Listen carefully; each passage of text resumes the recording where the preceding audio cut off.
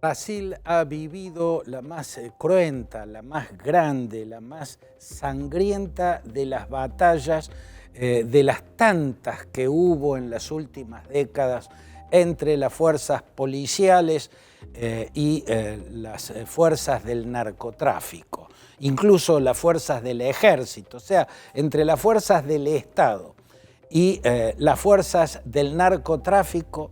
Se ha vivido en estos días en Río de Janeiro la más grande, la más cruenta, la más sanguinaria de las batallas. Los protagonistas fueron la policía del estado de Río de Janeiro y el Comando Vermelho, que se llama, y el escenario, el campo de batalla, fueron los bastiones del Comando Vermelho en Río de Janeiro, en un par de favelas que están en una zona, la que llaman el Alemão.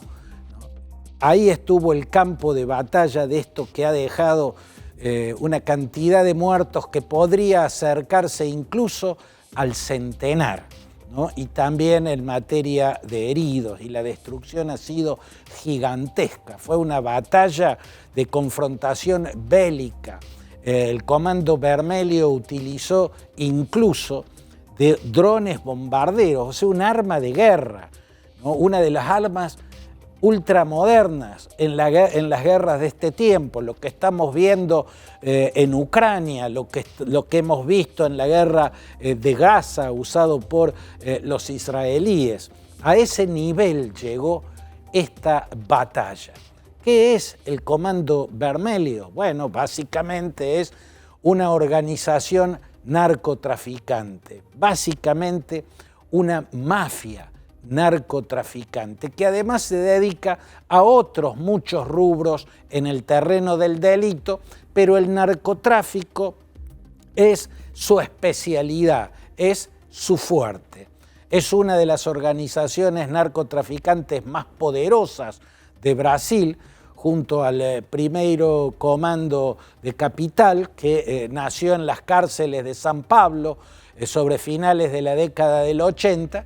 El Comando Vermelho es el más antiguo de los grupos narcotraficantes, también nacido en las cárceles de Brasil. Comando Vermelho o Comando Rojo empezó siendo una organización de carácter ideológica. En los tiempos de la dictadura de Brasil, la que comenzó con el golpe de Estado que dio el general Castelo Branco contra el presidente democrático João Goulart, en el marco de esa dictadura se libraron cacerías ideológicas, cacerías de brujas, como se las llamaban, con las dirigencias de izquierda, pero sobre todo hubo una guerra frontal con Colina. Colina era el Comando de Liberación Nacional, una suerte de guerrilla fundamentalmente urbana, muy cercana en su forma a lo que fueron los tupamaros en el Uruguay.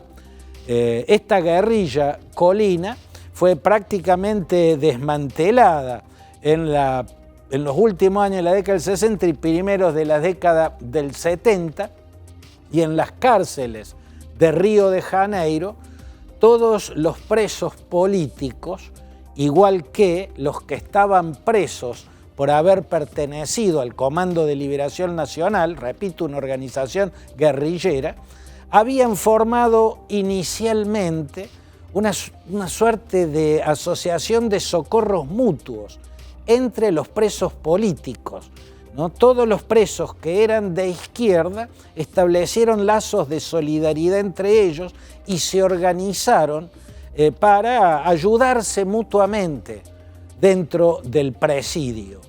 Eso llegó a llamarse, sobre principios de la década del 70, la Falange Vermelha, porque a esa altura, mediados o finales de la década del 70, la segunda mitad de la década del 70, eso que había sido como una asociación fáctica de socorros mutuos entre presos de izquierda, terminó siendo una agrupación política, la Falange Vermelha, la Falange Roja.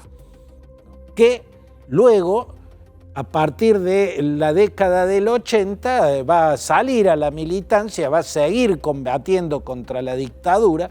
Nació bajo la dictadura cuando al gobierno lo tenía el general Geisel, el general Ernesto Geisel, y luego combatieron a los gobiernos encabezados por el general João Batista Figueiredo.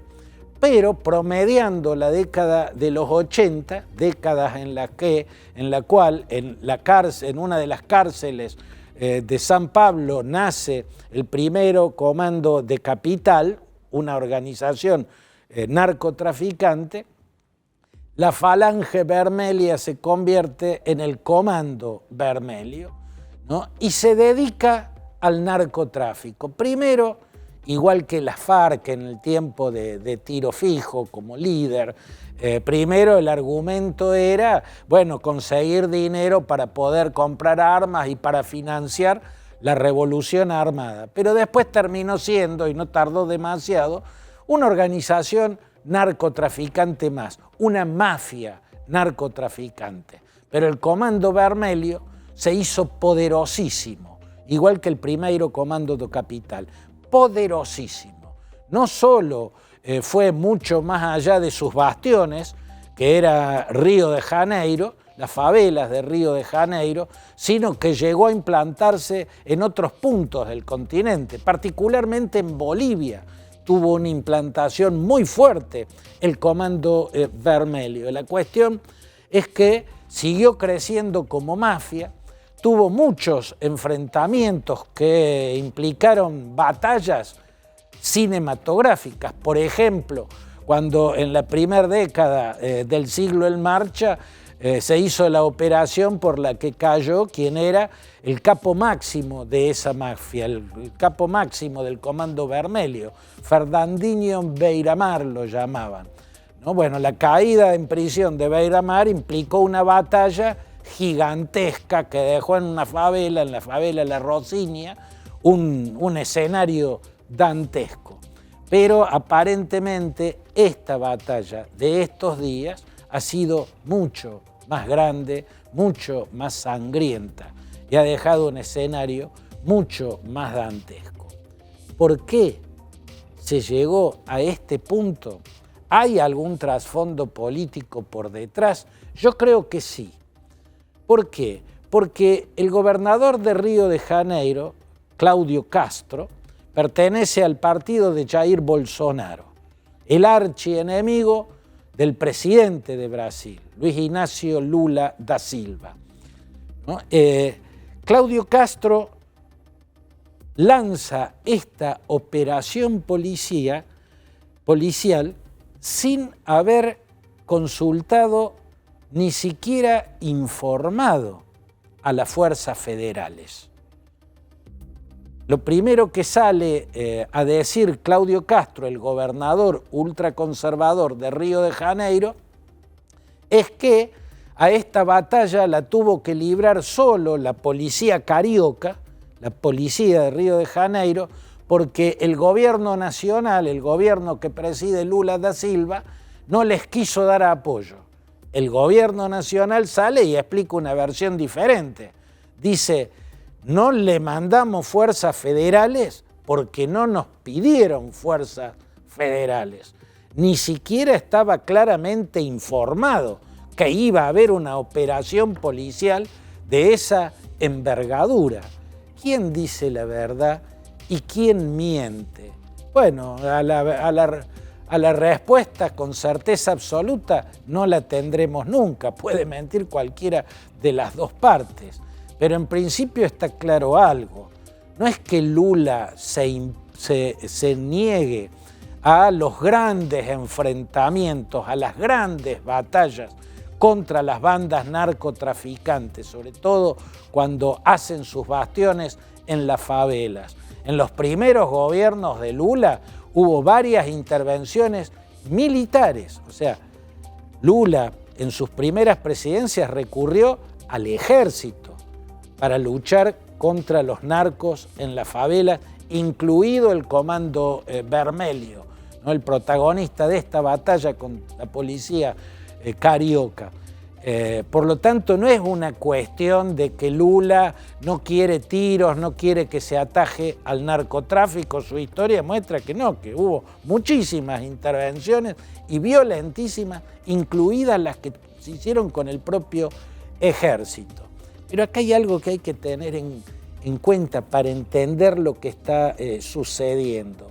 No lo podemos separar de lo que estamos viendo en el Mar Caribe, cerca de las costas de Venezuela, donde una flota naval norteamericana poderosísima, a la que pronto se va a sumar el gigantesco portaaviones Gerald Ford, el más grande del mundo, en lo que Trump ha llamado la guerra contra el narcotráfico, que está poniendo en la mira organizaciones narcotraficantes y al propio régimen venezolano, y también al ELN, Ejército de Liberación Nacional, la guerrilla colombiana, que es parte de la estructura del narcotráfico en la región.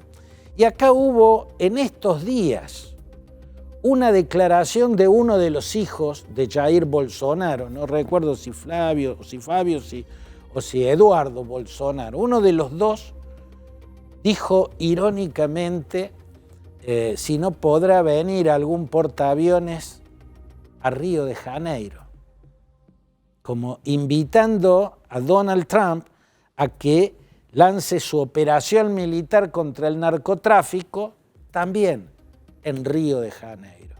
Curiosamente, a renglón seguido de esa extraña y oscura ironía de uno de los hijos de Bolsonaro, estalla esta batalla planteada de modo tal que visibiliza la guerra contra el narcotráfico en Brasil y planteada de tal modo que es autoadjudicable al gobernador de Río de Janeiro, al ultraconservador bolsonarista Cláudio de Castro. Entonces, es posible pensar que sea como dice el gobierno federal, no, en ningún momento nos pidieron fuerzas para esa intervención, si no hubiéramos mandado ayuda, ni siquiera estaba claramente avisado que iba a haber una operación de esa envergadura. Creo que es posible creer en la versión del gobierno federal, no porque sean buenos, no porque sean santos, no por eso, sino por lógica.